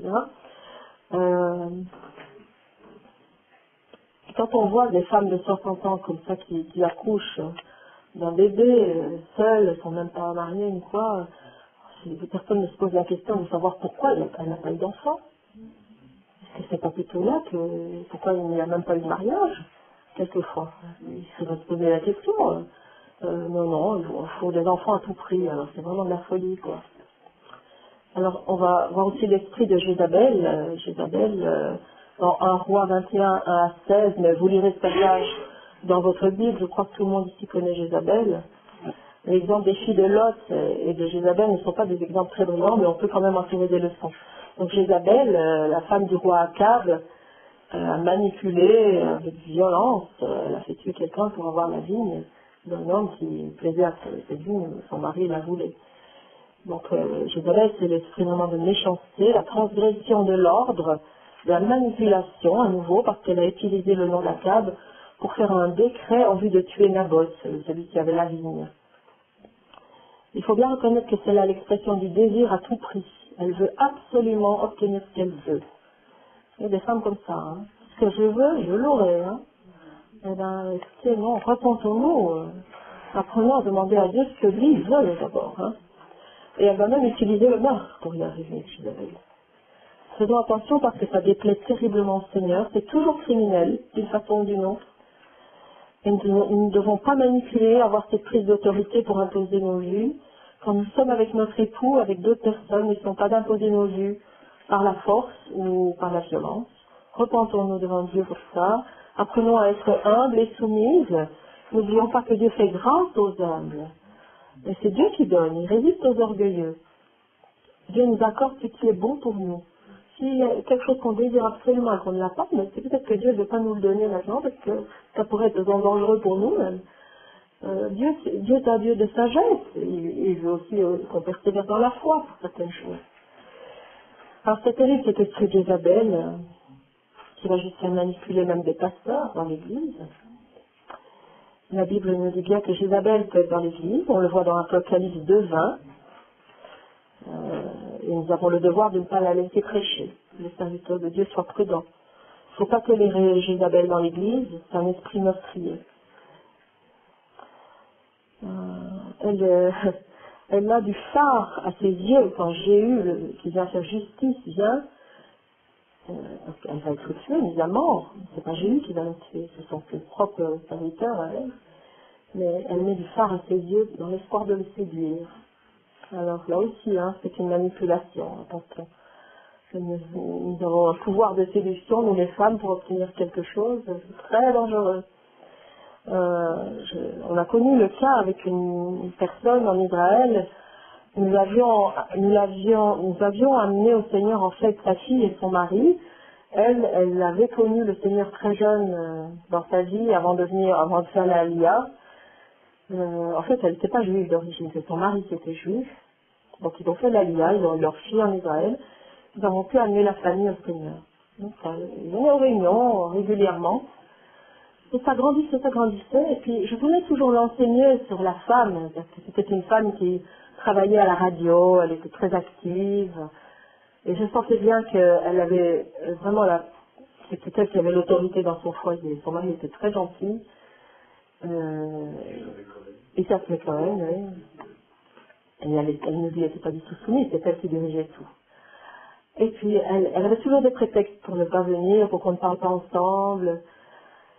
Et je me commençais à me dire, vraiment, là, ça va pas aller, quoi. Et puis, en fait, sa fille était dans la même classe qu'un de nos fils, le plus jeune de nos fils. Ils étudiaient ensemble à l'Académie de musique. Là-bas, les lycées, ce lycée-là, en tout cas, c'est un lycée où on ne fait que de la musique, et on a des cours théoriques en plus. Mais c'est merveilleux, parce qu'ils ont les concerts, ils ont l'orchestre, c'est vraiment, c'est fantastique. Et donc, ils étaient assez amis. Et cette fille, elle venait avec ses parents chez nous et on priait ensemble. Mais petit à petit, on faisait le fait du livre ensemble, etc. Mais petit à petit, on s'est rendu compte qu'en fait, comme c'était une fille unique, et qu'en plus cette fille, elle était née un peu, je dirais pas handicapée, mais elle avait eu par exemple, je sais pas combien de doigts, mais enfin, elle avait un handicap. Donc, à un moment donné, on a réalisé que les parents, surtout la mère, elle voulait mettre le grappin sur notre fils. Parce que, en Israël, chez les religions en tout cas, les mariages sont souvent des mariages proposés aux jeunes, et puis, ils ne sont pas obligés d'accepter, bien sûr, il faut qu'ils s'évaluent l'un l'autre. Ça a des bons côtés aussi, mais c'est souvent les mariages que les parents ont voulu, parce qu'ils ont servi l'autre famille, etc. Et elle avait déjà mis son dévolu sur notre fils. Mais nous réalisions que ce n'était pas la volonté de Dieu, et Isaac, il commençait à paniquer parce qu'il était très jeune, il était encore au lycée, et puis lui, je ne sentais pas du tout appelé au mariage, ni quoi que ce soit, et ça prenait des proportions. Et à un moment donné, on a commencé à bloquer un petit peu dans cette histoire, et cette femme est devenue très violente.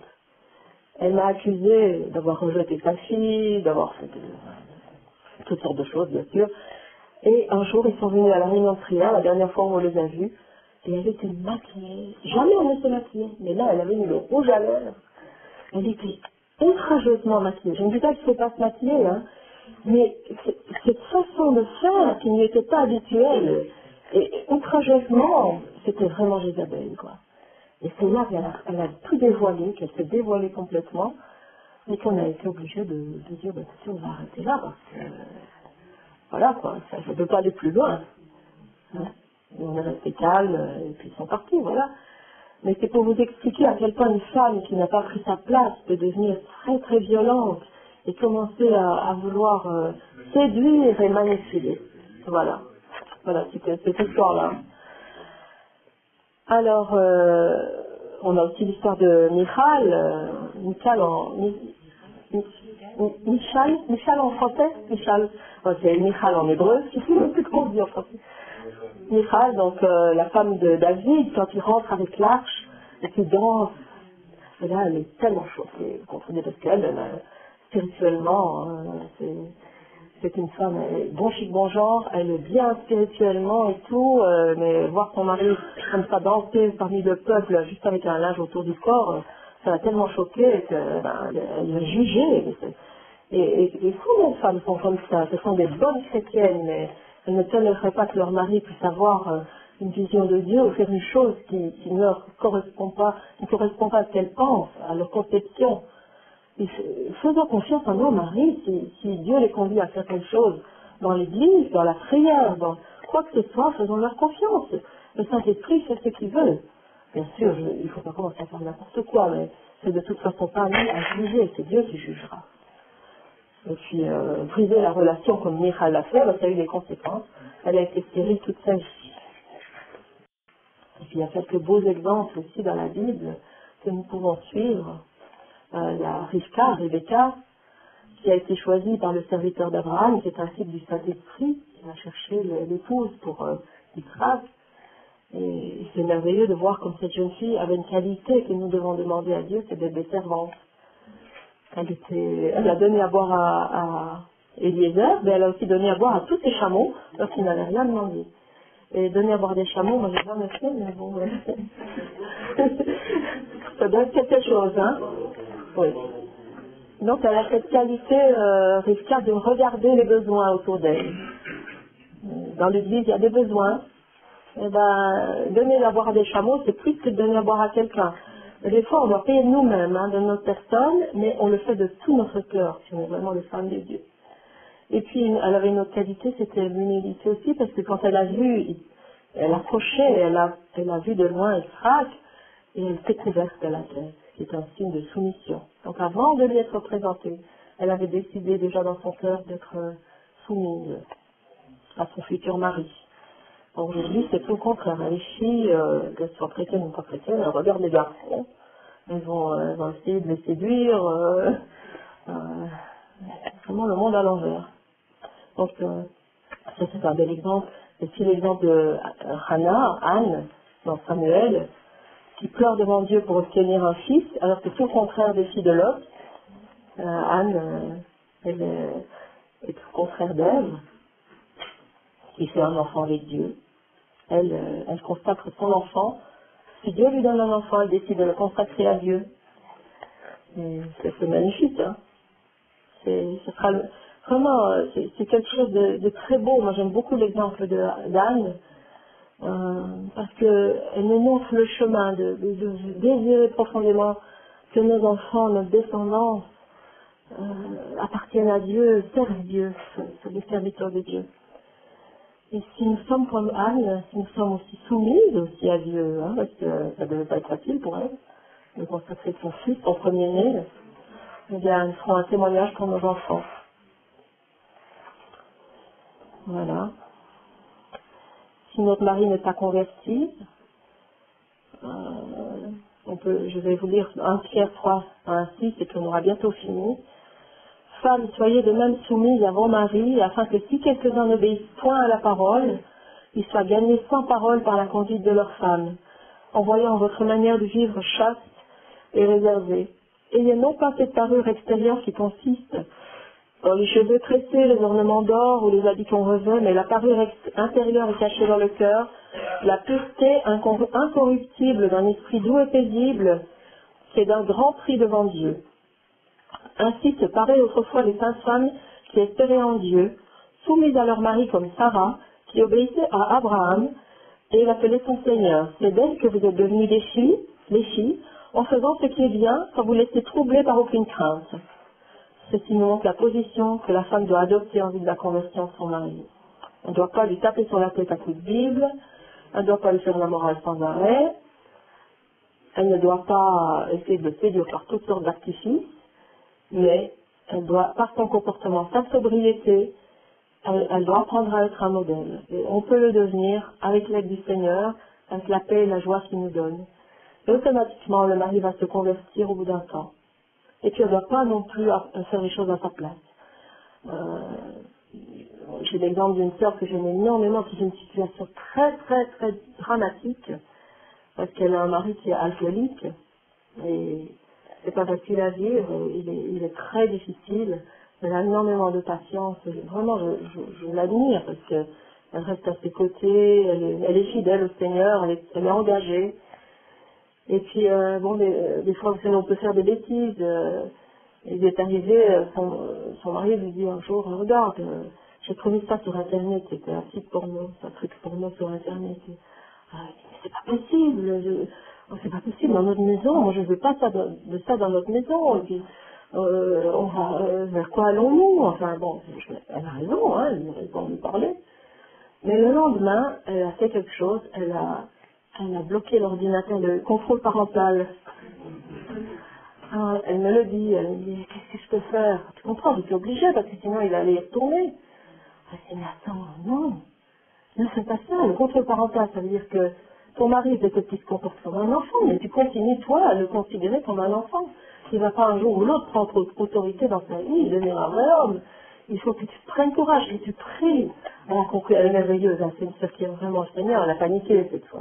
Elle a paniqué tout simplement. Puis elle me dit, ok, t'as raison, moi je comprends, je n'aurais pas dû faire ça. Et tout de suite elle est rentrée chez elle, elle a supprimé le truc là. Elle m'a dit, oh là là, c'est vrai, t'as raison. Parce que, en fait, si je fais ça, ben, jamais, lui, il va devenir l'homme qu'il doit devenir. Il ne va pas même se convertir. Et je crois que cette parole de Pierre, ben, elle est tout à fait d'actualité dans cette situation-là, quoi. Donc, vous savez, on peut vivre des situations, des fois, il faut prier pour nos sœurs, hein, parce qu'il y en a qui vivent des situations tellement dures, mais elle a pris l'autorité, c'est ça qui est bien, là, elle s'est repentie, elle a fait ce qu'elle devait faire. Et puis elle va compter sur Dieu pour qu'il change son mari. Et c'est bien le Seigneur. Mais alors apprenons-nous à être sobres, à être vraiment par notre comportement, à être un modèle. Alors un autre verset que je trouve important, c'est 1 Timothée 5,2, que les femmes âgées enseignent les plus jeunes. Je ne vois pas l'intérêt pour nous, les femmes, de prêcher à tout prix si Dieu ne nous demande pas de le faire. Franchement, hein, moi personnellement, si je vous parle aujourd'hui, c'est parce qu'un jour, Dieu m'a dit, il faut que tu transmettes certaines choses aux femmes dans l'assemblée. Et bien je l'ai fait, quoi, mais je ne vais pas courir après les estrades ou... Vous savez, franchement, je trouve que j'ai assez à faire déjà dans la prière, partager les choses avec mon mari, être avec lui, prier ensemble, l'encourager, et puis relire ses livres. Je suis déjà bien assez occupée comme ça, quoi. Mais la parole de Dieu nous dit aussi que notre appel, normalement, n'est pas là. Moi, comme il l'a dit tout à l'heure, qu'il n'y ait pas d'homme, qu'il n'y a pas d'homme. Bien sûr, Dieu va prendre des femmes. Et il y a eu des Déborah, il y a eu des femmes formidables. Mais en tant que femmes, nous avons déjà tellement de choses à faire. Et si nous sommes déjà un peu plus mûrs, si nous avons de l'expérience, eh bien nous pourrons transmettre aux plus jeunes ce que nous avons reçu pour les encourager à marcher dans la voie du Seigneur. Et c'est très important. Très important. Voilà, je crois que je suis arrivée à peu près au bout. On peut aussi parler de Marie, qui, bien sûr, les catholiques en ont fait la mère de Dieu, mais l'exemple de Marie est tellement beau parce qu'elle a dit qu'une grâce lui a été faite. Et elle a été celle qui a porté le Seigneur. Elle a été un vase pour porter le Seigneur, celui qui nous a sauvés. Et que nous puissions nous aussi être des vases qui portent peut-être des futurs serviteurs de Dieu ou autour de nous, qu'on puisse engendrer des enfants spirituels. C'est tellement important. Mais restons dans l'humilité, dans la soumission que Dieu veut pour nous. Voilà. C'est ce que je voulais vous dire.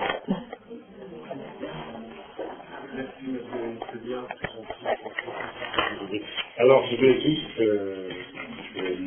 il y a un enseignement que j'aime beaucoup, que je donne moi-même, et puis, comme par hasard, je le retrouve chez certains rabbins. Cet enseignement dit... il faut bien se comprendre. Je reviens au numéro 1, numéro 2, que la destinée de la femme est de dépasser l'homme. Mais la plupart des femmes ne dépassent jamais les hommes. Vous dites, mais oui, évidemment, après tout ce qu'on a entendu, nous on reste toujours. Mais non, c'est justement si la femme saisit à quel point elle a besoin de toutes ses vertus, dont Elisabeth vient de parler, Dieu va lui donner des choses qui vont la... Comment vais-je dire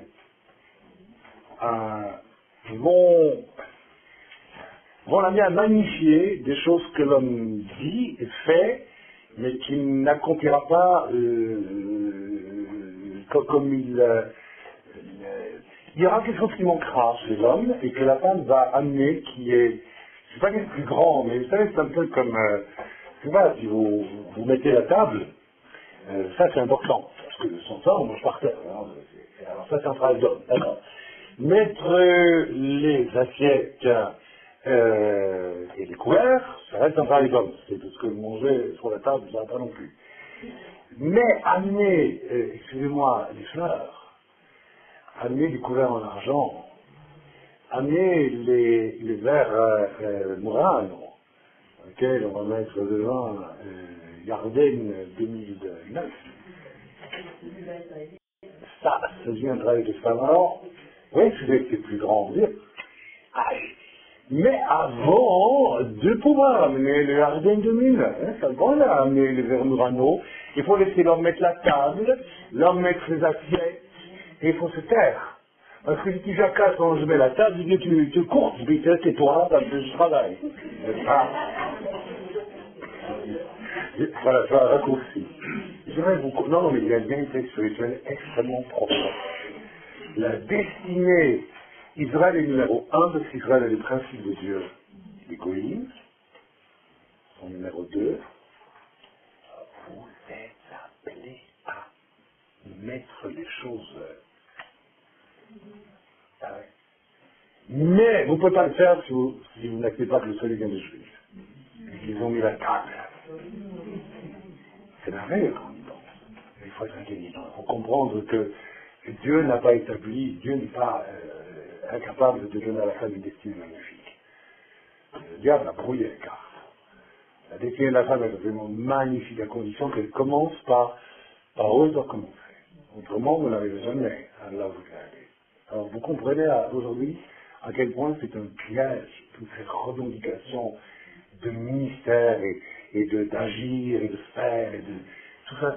C'est le meilleur moyen que le diable a trouvé de vous dépouiller des choses excellentes que Dieu va vous faire vivre un jour. Vous savez, c'est comme si vous voulez vous précipiter dans n'importe quel restaurant, vous allez quelque part, vous allez avoir n'importe quoi à manger.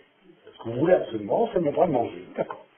Mais tu aurais pu réfléchir un peu, peut-être prier, puis tu vas, il y a un restaurant à côté, pour le même prix, il y a des trucs, alors, c'est vraiment bon, n'est-ce pas? Alors, Suzanne, moi je ne voudrais pas paraphraser longuement tout ce qu'Alice a dit, elle nous a donné des choses de bon sens, mais je pense qu'aujourd'hui, ce sont des enseignements, cet après-midi on va parler des abus, mais pas, je ne vais pas vous amener, alors je te remercie d'avoir parlé d'arbitrement, parce qu'il y a une chose que je hais, que je hais en tant qu'homme et en tant que serviteur et chrétien, c'est les gens qui appuient. Je ne supporte, ma mère ne supportait pas ça non plus. Ma mère, elle est du caractère de ce côté-là. Je ne supporte pas les gens qui s'apitoient à eux-mêmes. C'est une chose que je trouve que c'est une des lâchetés les plus abominables. Alors, je faisais ça jusqu'à l'âge de 12 ans de temps en temps, quand j'étais ado, parce que je paniquais dans la vie. Mais passé un certain âge, n'est-ce pas, voilà, alors moi je suis vraiment d'accord avec ça. Évidemment. Bon, alors cet après-midi, on va travailler sur l'abus. J'aimerais bien que vous ne veniez pas dans une attitude d'apitoiement, c'est-à-dire, on va enfin parler de mes problèmes, etc., etc. Non, vous allez partir à la conquête de votre libération. C'est vous qui allez avoir la victoire. Moi, je ne vais rien faire pour vous. Parce que c'est la mise en gouroutisation éternelle chrétienne, je vois ça, de tous ces faux ministères, moi j'en vois plein, des cures d'âme, qui n'ont qu'un résultat, c'est de vous mettre en dépendance éternelle avec des gens sans jamais sortir. C'est la même chose, vous savez, je suis un psychiatre, j'ai rien contre les psychologues chrétiens, je respecte, mais je constate quand même que dans beaucoup de cas, au bout de 10 ans, on est au même point, on est même plus enfoncé que 10 ans auparavant, et on n'a pas avancé de même. Moi, le Seigneur m'a dit, donne ce séminaire, je dis pas, je vais aborder tous les cas de figure d'abus, mais je vais, je pense, toucher le cœur même de ce qu'est l'abus et vous démontrer que vous avez les moyens pour régler les abus. Vous n'avez besoin d'aucun homme, d'aucune femme pour ça. L'homme spirituel juge du tout. Vous connaîtrez la vérité et la vérité vous affranchira. Moi, je vous apprends une méthode pour faire de la vérité sur vos problèmes. D'où ça vient? Souvent, il y a des tiroirs cachés dans nos vies, chez nos parents, etc. Eh bien, vous devez demander à Dieu qu'il vous dise la vérité. Et quand vous connaîtrez la vérité, il y a beaucoup de souffrances confuses, terribles dans les âmes, parce qu'il y a des choses qu'on ne comprend pas et qui pèsent. Ça, c'est terrible. Ça, c'est du terreau du diable pour nous terroriser, justement. C'est du terrorisme spirituel, psychique, et il faut y échapper. En fait, je vous ai bien suivi, il y a une constante dans ce que Cheval nous a dit, sortir du psychique, sortir de l'âme, sortir de... Je vous recommande en passant le fameux livre, si on a quelques exemplaires encore, de la sœur Guillon, c'est une femme, oui, une femme qui a écrit un livre remarquable, l'âme, le corps, l'âme et l'esprit. T'en as plus? Ah, c'est pas Guillon, c'est une autre. Ah, Penny, oui. Donc ce livre-là, de Penny, c'est une femme, donc vous voyez qu'on n'est pas très, très, très bon livre, où elle fait la part à des choses entre ce qui est du corps, de l'âme et de l'esprit. Très souvent, les gens vivent, alors, il y a des gens qui vivent avec leur corps, et qui soumettent leur âme à leur passion, hein, complètement, et puis, voilà, le corps, que ce soit la nourriture, que ce soit la passion, que ce soit le sexe, tout ce que vous voulez. Il y en a qui vivent avec leur âme, et là, je vais beaucoup parler de la problématique des femmes qui peuvent vivre avec leur âme. Les hommes aussi, ils vivent avec leur âme. Hein. En écoutant ma femme, je dis, tiens, ça c'est encore pour toi, tu vois. Et oui, nous aussi, on peut avoir tendance à vivre avec notre âme, et à ne pas avoir assez de recul. Nous aussi, on est sujet à la fatigue, à la dépression, au surmenage, qui fait que, alors on va prendre du recul, alors, et comme elle l'a dit, c'est un exercice. Il faut simplement s'y adonner. J'ai mis des années à comprendre que pour prêcher, il ne fallait pas se stresser. Pour moi, c'était pas des années, mais des début, il faut. Alors maintenant, je prépare plus rien du tout. Parce que Dieu m'a donné la matière, et puis je me repose sur le Shabbat, et puis ça passe beaucoup mieux. Il faut aussi vous communiquer ce que vous voyez là, hein, c'est clair. Donc, on va travailler sur le livre, mais avant de clôturer maintenant, après, si tu voulais faire le fond, mais j'aimerais bien, j'avais un cœur quand même compris. Ça, on l'a montré hier, on aura prié. Alors, on va prier simplement, dans une grande honnêteté. Donc, puisque cette partie-ci de la journée s'adresse aux femmes, on va leur laisser la priorité. Et je voudrais vraiment vous encourager à marcher dans ces dimensions, peut-être de faire un grand pas en arrière par rapport à beaucoup de choses que vous aviez vécues jusqu'à aujourd'hui. Ça s'appelle manipulation, rébellion, orgueil, ambition, tout ce que je fais. Pour rejoindre un jour ce moment merveilleux où vous allez, je veux dire, magnifier des choses qui vous feront grandes. Certes, Sarah va dire Abraham, mon Seigneur, mais Sarah est grande. Amen. Alors vous avez compris l'exemple de la table. Laissez-nous mettre les tables, mes sœurs, laissez-nous faire le boulot. Un jour, vous mettrez les Murano. Qu'est-ce qui est le plus grand? Les Murano ou la table? Mais on n'est plus dans un problème de grandeur, ni de compétition, ni de rivalité. On est dans une construction. La relation d'un homme et d'une femme, c'est une construction. Et il y a un temps glorieux. On ne devrait même pas dire qu'il y a un temps glorieux. Il y a un temps. On va dire un temps. Parce que la gloire, c'est Dieu. Mais on va vivre des choses extraordinaires, chacun à notre temps. Chacun à notre temps.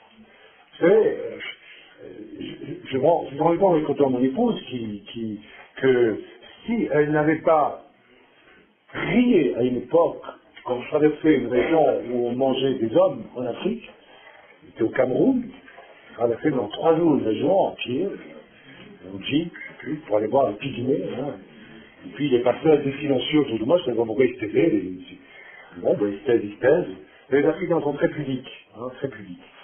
Et puis ils n'ont pas osé le dire qu'on traversait une région un peu spéciale. Alors, quand je suis rentré, ma femme m'a dit, tiens, ce jour-là, et ces 2 nuits-là, où étais-tu? Je dis, j'étais là. Tu sais, j'ai dû prier pour ça, parce que ça m'a montré que ça aurait pu faire manger. Je dis, bon, quand même. Et alors, quand je suis retourné là-bas, hein, dans ce pays, en Afrique, j'en ai parlé au frère, il dit, oui, c'est vrai, ça, on n'osait pas te le dire. Mais on veillait quand même, il m'a dit. Alors, donc, alors qu'est-ce qui est plus grand? Moi, j'ai été chez les pygmées, voilà, on a prié. Ah, écoutez, moi, je crois que c'est plus grand, parce que moi, je ne serais pas là pour vous raconter, hein. Donc, on va prier. Peut-être je vais inviter tout simplement les sœurs, peut-être ce matin, à peut-être dire au Seigneur ce qu'ils ont à dire. Je ne vous demande pas de confesser publiquement des choses que vous voulez dire seul à Dieu, ou que vous voulez dire à votre mari, mais je ressentis hier en priant qu'il serait bien un petit temps, et que là où vous avez été touché, vous puissiez dire au Seigneur, bien oui Seigneur, Et si besoin est, on priera avec vous. Peut-être que je vais trouver le besoin que l'on prie avec vous aussi, en tant qu'ancien, donc avec Eric et moi-même. Et dès là, on peut le faire. Mais j'aimerais que ça vienne dans votre cœur. Si vous avez ce désir, que des hommes, justement, prient pour vous, là où vous avez été rebelles, c'est une façon aussi peut-être de dire stop, Seigneur, j'arrête. Là où vous avez été manipulatrice, c'est une manière de dire devant des hommes, eh bien, j'arrête. Vous voyez ce que je veux dire? Donc je pense qu'on va prendre ce moment maintenant. Si personne ne prie, ça ne fait rien. Peut-être que, mais on va couvrir le front, on va baisser les yeux. Et puis, si vous estimez que vous voulez mener le jeu jusqu'au bout et dire bien d'accord devant tout le monde, je peux peut-être demander à 2 hommes de prier pour moi par rapport à mon mauvais caractère, ma manipulation. Alors c'est clair. Simplement, maintenant, on prend quelques instants et soyez dans la liberté pour le faire. Amen.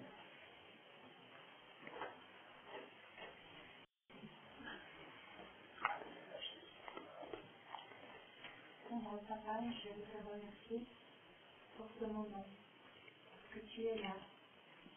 Tu nous parles, tu m'as parlé encore ce matin, par Elishéva.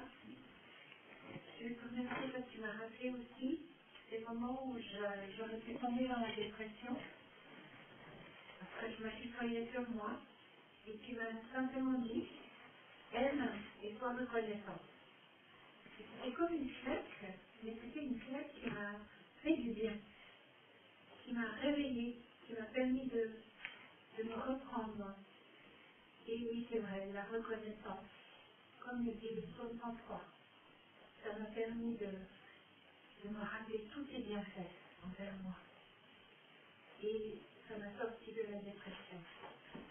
Et je veux te remercier pour ce moment de partage où on peut te dire merci. Tout comme ça, tout ensemble. Amen.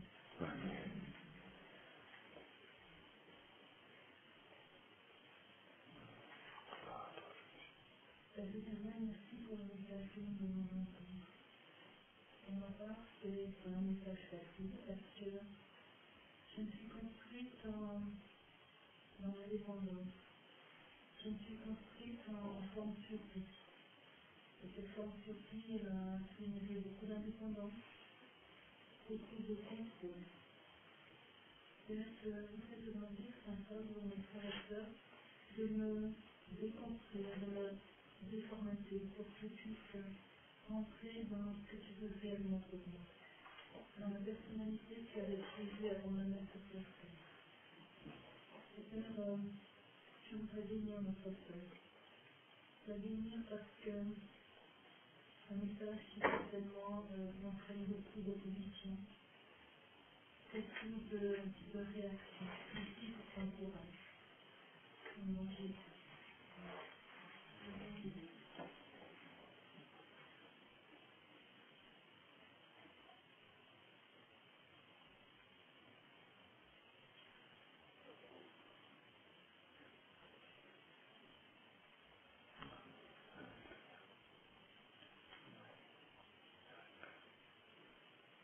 Seigneur, moi, je te rends grâce aussi pour le courage de nos épouses.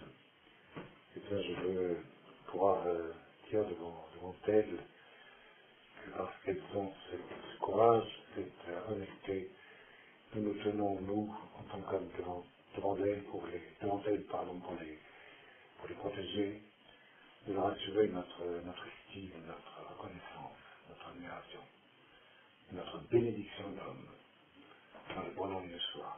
Merci Seigneur de bénir nos sœurs, Seigneur, qui ont le courage de prendre leur place, parce que lorsqu'une femme prend sa place, elle fait naître un homme qui prend la sienne. Mais Seigneur, lorsqu'un homme prend sa place, il fait aussi naître dans l'espace, dans le temps, quelque part, une femme qui prendra la sienne.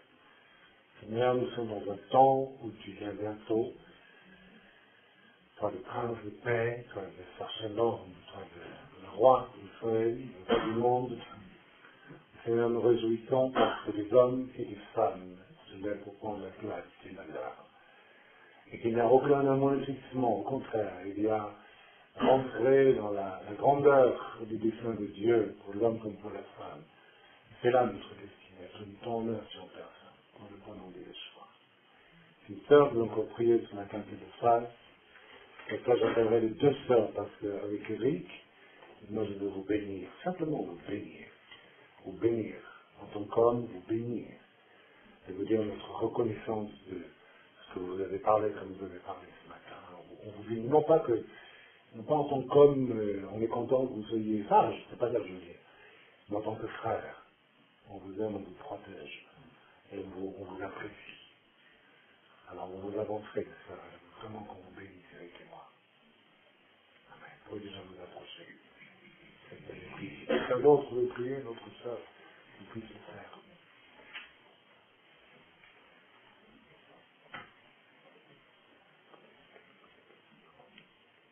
Père, je n'ai aucune solution, comment pouvoir être sa grâce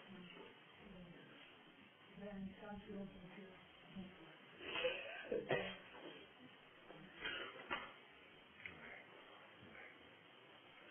Amen. Alors, ma soeur, peux-tu venir? C'est pas obligé, hein? Mais j'ai vraiment à cœur que nous te bénissions. On vous bénit.